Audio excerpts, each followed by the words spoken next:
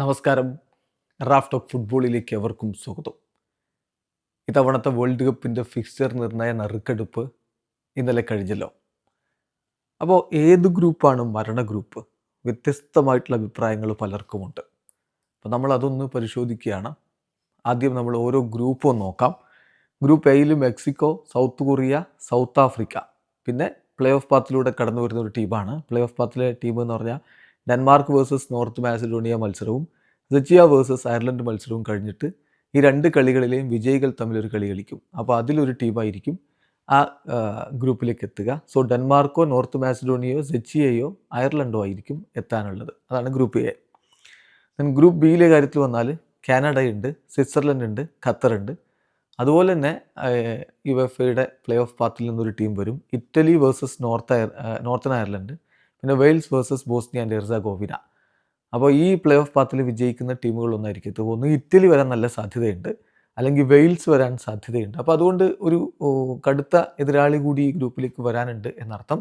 അപ്പോൾ ശ്രദ്ധിക്കേണ്ട കാര്യം, ഇറ്റലി ക്വാളിഫൈ ചെയ്യുകയാണെങ്കിൽ ഗ്രൂപ്പ് ബിയിലായിരിക്കും ഉണ്ടാവുക. കാനഡയും സ്വിറ്റ്സർലൻഡും ഖത്തറുമാണ് ആ ഗ്രൂപ്പിലെ മറ്റ് ടീമുകൾ.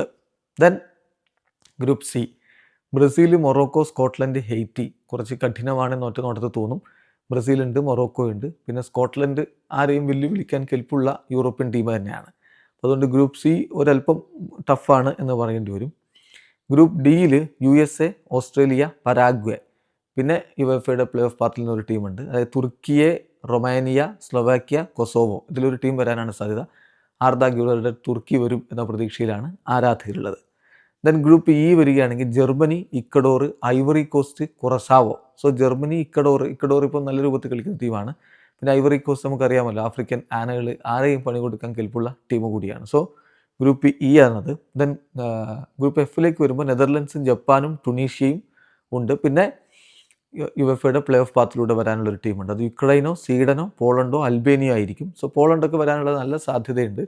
അങ്ങനെ വന്നാൽ ആ ഗ്രൂപ്പ് തീർച്ചയായിട്ടും നല്ല ബുദ്ധിമുട്ടുള്ള ഒന്നായി മാറും. കാരണം നെതർലൻഡ്സും ജപ്പാനും ഉള്ള ഗ്രൂപ്പിലേക്ക് പോളണ്ട് കൂടി വരികയാണെങ്കിൽ കാര്യങ്ങൾ ബുദ്ധിമുട്ടാവും. ദെൻ ഗ്രൂപ്പ് ജിയിലേക്ക് വരുമ്പോൾ Belgium, Iran, Egypt, New Zealand ടീമുകളാണുള്ളത്.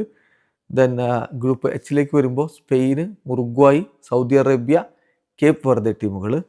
Group ഐയിൽ ഫ്രാൻസ്, സെനഗൽ, നോർവേ. നല്ല ഗ്രൂപ്പാണല്ലോ. പിന്നെ ബൊളീവിയ, സുരിനാം, ഇറാഖ്. ഇതിൽ ഏതെങ്കിലും ഒരു ടീം, അതായത് ഇന്റർ കോണ്ടിനെൻ്റൽ പ്ലേ ഓഫിൽ വിജയിക്കുന്ന ടീം.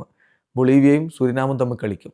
അതിൽ ജയിക്കുന്ന ടീം ഇറാഖുമായിട്ട് കളിക്കും. അതിലെ വിജയിയാണ് വേൾഡ് കപ്പിന് ക്വാളിഫൈ ചെയ്യുക. ഓൾറെഡി ഫ്രാൻസും സെനഗലും നോർവേയും ഉള്ള ഗ്രൂപ്പാണ്. അത് ഇത്തിരി ടഫ് ഗ്രൂപ്പാണ് എന്ന് പറയേണ്ടി വരും. Then group J, Argentina, Austria, Algeria, Jordan ടീമുകളുടേതാണ്.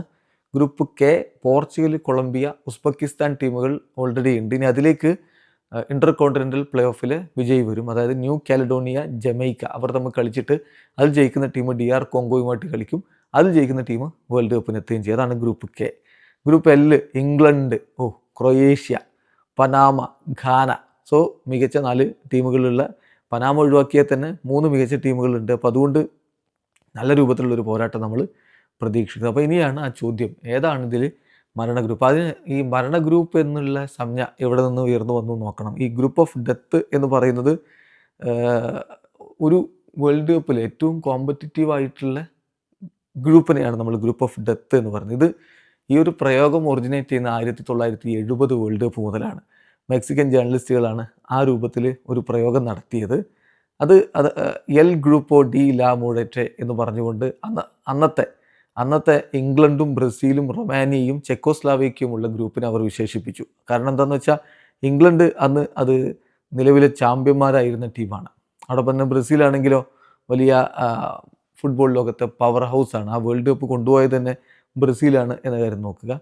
അതുപോലെ തന്നെ മറ്റു ടീമുകൾ, ഇപ്പം ചെക്കോസ്ലാവേക്യ 62 വേൾഡ് കപ്പിൽ 2ാം സ്ഥാനത്ത് ഫിനിഷ് ചെയ്ത ടീമാണ്. അപ്പോൾ ഇതൊക്കെ വെച്ചുകൊണ്ടാണ് അന്ന് ആ ഒരു പ്രയോഗം ഫുട്ബോൾ ചരിത്രത്തിൽ ആദ്യമായിട്ട് വരുന്നത്. പിന്നീട് അങ്ങോട്ട് ഈ പ്രയോഗം എല്ലാവരും ഏറ്റെടുക്കുകയായിരുന്നു. ഇപ്പോൾ കഴിഞ്ഞ തവണത്തെ ഗ്രൂപ്പ് ഓഫ് ഡെത്ത് ഓർമ്മയുണ്ട് എനിക്ക്. അത് ഗ്രൂപ്പ് ഇ ആയിരുന്നു. സ്പെയിനും ജർമ്മനിയും ജപ്പാനും കോസ്റ്റാറിക്കയും ഉള്ളൊരു ഗ്രൂപ്പ്. സ്പെയിനും ജർമ്മനിയും ജപ്പാനും. അപ്പോൾ അതുകൊണ്ട് എന്താ സംഭവിച്ചത്? ജപ്പാനാണ് അവിടെ ഗ്രൂപ്പ് ചാമ്പ്യന്മാരായിട്ട് വന്നത്. സ്പെയിൻ 2ാം സ്ഥാനക്കാരായിട്ട് കയറി. പിന്നെ ജർമ്മനി അന്ന് പുറത്തു പോകുന്ന കാഴ്ചയാണ് നമ്മൾ കണ്ടത്. അങ്ങനെ വേൾഡ് കപ്പിൽ പലപ്പോഴും ഇങ്ങനെയുള്ള ഭരണ ഗ്രൂപ്പുകൾ ഉണ്ടായിട്ടുണ്ട്. 1982 group C Italy, Brazil, Argentina ടീമുകളായിരുന്നു. 86 group E Germany, Uruguay, Denmark, Scotland അത് മരണ ഗ്രൂപ്പായിട്ട് കാണുന്നത്. 2002 അർജന്റീന, ഇംഗ്ലണ്ട്, സ്വീഡൻ, നൈജീരിയ ഓർക്കുന്നുണ്ടാവും ആ ഒരു tournament. Then 2006 Italy, Ghana, USA, ചെക്ക് Republic. 2014 Germany, Portugal, USA, Ghana. ഈ ഗ്രൂപ്പുകളൊക്കെ നമ്മൾ മരണ ഗ്രൂപ്പ് എന്ന രൂപത്തിൽ കണ്ടാണ്. അപ്പോൾ ഇത്തവണ മരണ ഗ്രൂപ്പ് ഏതാണെന്ന് ചോദിച്ചാൽ ഒറ്റ നോട്ടത്തിൽ നമുക്കങ്ങനെ പറയാൻ ഒരല്പം ബുദ്ധിമുട്ടുണ്ട്. കാരണം എന്താണെന്നറിയോ, ഇത്തവണ 48 ടീമുകളുണ്ട് വേൾഡ് കപ്പിന്. ഗ്രൂപ്പിൽ നിന്ന് മുന്നോട്ട് കടക്കുക എന്നുള്ളത് 3-ാം സ്ഥാനം കിട്ടിയാൽ പോലും കടക്കാൻ പറ്റും എന്നുള്ളതാണ് സ്ഥിതി. എല്ലാ 3-ാം സ്ഥാനക്കാരും കടക്കുമെന്നല്ല. ഈ 48 ടീമുകളിൽ 32 ടീമുകൾ അടുത്ത റൗണ്ടിലേക്ക് കടക്കും, റൗണ്ട് ഓഫ് 32ലേക്ക് കടക്കും. ആകെ 12 ഗ്രൂപ്പുകളുണ്ട്. അപ്പോൾ അങ്ങനെ വരുമ്പോൾ 12 ഗ്രൂപ്പുകളിലെ ആദ്യ 2 സ്ഥാനക്കാർ കയറിയ 24 ടീമുകളാവും. ബാക്കി 8 ടീമുകൾ മികച്ച 8 3-ാം സ്ഥാനക്കാരാണ്. അതായത് 12 ടീമുകളായിരിക്കുമല്ലോ 3-ാം സ്ഥാനക്കാരായിട്ട് 12 ഗ്രൂപ്പിലായിട്ട് ഉണ്ടാവുക. അതിൽ 4 3-ാം സ്ഥാനക്കാർ മാത്രമേ പുറത്തേക്ക് പോകുന്നുള്ളൂ. അപ്പോൾ അതുകൊണ്ട് തന്നെ മിക്ക ടീമുകൾക്കും മുന്നോട്ട് കയറാൻ സാധ്യതയുണ്ട് എന്നുള്ളത് കൊണ്ട് ഇത് മരണ ഗ്രൂപ്പ് എന്ന് വിളിക്കാൻ മാത്രമുള്ള ഒരു സംഭവം ഇത്തവണ ഇല്ല. എന്നാൽ പോലും വളരെ ടഫായിട്ടുള്ള ഗ്രൂപ്പുകളിലൊന്ന് ഗ്രൂപ്പ് എൽ ആണെന്നാണ് പൊതുവെ എല്ലാവരും ഇപ്പോൾ വിലയിരുത്തുന്നത്. അതിൻ്റെ കാരണം ക്രൊയേഷ്യ, ഇംഗ്ലണ്ട് ടീമുകൾ മികച്ച ടീമുകളുണ്ട്. കൂടാതെ ഘാന, ആഫ്രിക്കൻ കരുത്തർക്ക് ആരെയും പണി കൊടുക്കാനുള്ള കപ്പാസിറ്റിയുമുണ്ട്. പിന്നെ പനാമയാണുള്ളത്. പനാമ വലിയ ഒരു ഇഷ്യൂ ഉണ്ടാക്കുമെന്ന് അധികം ആരും കരുതുന്നില്ല എന്നുള്ളതാണ് യാഥാർത്ഥ്യം. ഏതായാലും ഗ്രൂപ്പ് എല്ലിനെയാണ് പലരും ഇപ്പോൾ മരണ ഗ്രൂപ്പ് എന്ന രൂപത്തിലേക്ക് കാണുന്നത്. പക്ഷേ ആ ഗ്രൂപ്പ് മാത്രമല്ല, മറ്റ് ഗ്രൂപ്പുകളും ഇതുപോലെ വളരെ കടുത്ത ഗ്രൂപ്പുകളുണ്ട് എന്ന കാര്യത്തിൽ തർക്കമില്ല. ഇപ്പോൾ നമുക്കറിയാമല്ലോ ഈ കിലിയൻ എംബാപ്പയുടെ ഗ്രൂപ്പ്, ആ ഗ്രൂപ്പിലാണ് നമ്മുടെ ഏർലിംഗ് ഹാലൻഡിൻ്റെ ടീം വരുന്നത്. അതായത് ഫ്രാൻസും നോർവേയും ഒരുമിച്ച് വരുന്ന ഒരു സ്ഥിതിവിശേഷം നമുക്ക് അവിടെ കാണാൻ പറ്റും. ആ ഗ്രൂപ്പിൽ തന്നെയാണ് സെനഗലും വരുന്നതെന്ന് പറയുമ്പോൾ ആ ഗ്രൂപ്പ് ഇത്തിരി കടുത്ത ഗ്രൂപ്പാണ് എന്നുള്ളത് നമുക്ക് പറയാതെ വയ്യ. സോ ഗ്രൂപ്പ് ഐ എ, അത് ഫ്രാൻസും സെനഗലും നോർവേയും ഉണ്ട്. അതിനെയും ചിലരൊക്കെ ഇപ്പോൾ മരണ ഗ്രൂപ്പ് എന്ന രൂപത്തിൽ വിളിക്കുന്നുണ്ട്. മാത്രമല്ല ഇനിയിപ്പോൾ അവിടെ നിന്ന് ബൊളീവിയ, ഇറാഖ് ഓർ സൂരിനാം ഇതിലേതെങ്കിലും ഒരു ടീമായിരിക്കും പ്ലേ ഓഫ് ഒക്കെ കടന്ന് വരിക. അപ്പോൾ ഇറാഖൊക്കെ വരികയാണെങ്കിൽ ആർക്കും പണി കൊടുക്കാൻ കെൽപ്പുണ്ട്. ബൊളീവിയക്കാണെങ്കിലും അതിനുള്ള ഒരു ശക്തി ഉണ്ട് എന്നുള്ളത് യാഥാർത്ഥ്യമാണ്. സോ വേണമെങ്കിൽ ഗ്രൂപ്പ് ഐ എ പലരും വിശേഷിപ്പിക്കുന്ന പോലെ ഇത്തവണ മരണ ഗ്രൂപ്പ് എന്ന് വിശേഷിപ്പിക്കാവുന്നതാണ്. അപ്പം വമ്പൻ ടീമുകളിൽ ഇപ്പോൾ ഇംഗ്ലണ്ടും ക്രൊയേഷ്യയും പനാമയുള്ള ഗ്രൂപ്പ് നമ്മൾ ഓൾറെഡി പറഞ്ഞു, ഗ്രൂപ്പ് എല്ലിൻ്റെ കാര്യം പറഞ്ഞു. അപ്പോൾ ഈ രൂപത്തിൽ കാര്യങ്ങൾ ഉണ്ട്. പിന്നെ ബ്രസീലിൻ്റെ ഗ്രൂപ്പ് സി, സ്വാഭാവികമായിട്ടും അവിടെ മൊറോക്കോ ഉണ്ട്, ബ്രസീലുണ്ട്, സ്കോട്ട്ലൻഡ് നമുക്കറിയാവുന്ന പോലെ ഏത് വമ്പൻ ടീമിനെയും പണി കൊടുക്കാൻ അവരുടേതായിട്ടുള്ള ദിനങ്ങളിൽ കപ്പാസിറ്റി ഉള്ള ടീമുമാണ്. അപ്പോൾ ആ അർത്ഥത്തിൽ അതും ഒരു സ്ട്രോങ് ഗ്രൂപ്പാണ് group C. Then group F പറയുമ്പോൾ അവിടെയും നെതർലൻഡ്സും ജപ്പാനുണ്ട്, പിന്നെ ടുണീഷ്യ ഉണ്ട്. അതുപോലെ പ്ലേ ഓഫിലൂടെ കടന്നു വരുന്ന ഒരു ടീമും വരും. അപ്പോൾ അങ്ങനെയൊക്കെ മൊത്തത്തിൽ നോക്കുകയാണെങ്കിൽ കാര്യങ്ങൾ വളരെ കുഴഞ്ഞു മറിഞ്ഞ് കിടക്കുന്ന ഗ്രൂപ്പുകൾ വേറെയുണ്ട്. അപ്പോൾ ഞാൻ പറയുന്നത് ഗ്രൂപ്പ് എല്ലും ഗ്രൂപ്പ് ഐയും ഇത്തവണ മരണ ഗ്രൂപ്പ് എന്ന രൂപത്തിൽ വേണമെങ്കിൽ നമുക്ക് വിശേഷിപ്പിക്കാം. പക്ഷേ യഥാർത്ഥത്തിൽ പുതിയ വേൾഡ് കപ്പ് ഫോർമാറ്റിൽ അങ്ങനെ മരണ ഗ്രൂപ്പ് എന്ന് വിളിക്കാൻ പറ്റുന്ന ഗ്രൂപ്പ് ഇല്ല എന്നതാണ് യാഥാർത്ഥ്യം. നിങ്ങളുടെ അഭിപ്രായങ്ങൾ കമൻറ്റ് ബോക്സ് രേഖപ്പെടുത്തുക. വീഡിയോ അവസാനിക്കുന്ന ഫുട്ബോൾ ലോകത്ത് കൂടുതൽ വിശേഷങ്ങളുമായി റാഫ് ടോക്സ് എത്താം.